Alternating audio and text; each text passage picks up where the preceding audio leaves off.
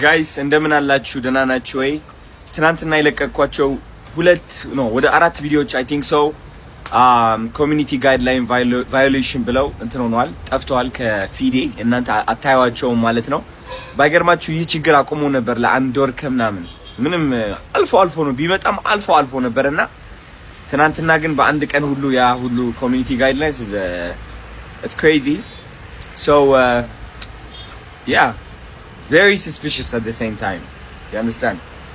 So ቪዲዮውን መልቀቅ አላቆምም፣ እለቃለሁ ብዙ ቪዲዮዎች እናያለን የትኛው እየወረደ እንደሆነ፣ ለምን እየወረደ እንደሆነ፣ ከየት ነው እየመጣ ያለው፣ ሪፖርት ነው ወይስ ቲክቶክ አልወደደውም፣ እኔ ቁጭ ብዬ ማውራት የቲክቶክ አልወደደውም ነው ወይ ምንድነው ቫዮሌት ያደረኩት የኮሚኒቲ ጋይድላይን አልገባኝም። ከየት ነው እየመጣ ያለው እሱ የምናጠናውና ሪሰርች የምናደርገው ይሆናል።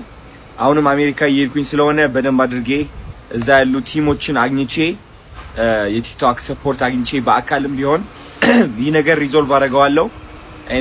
እንደምደርስበትም በጣም እርግጠኛ ነኝ።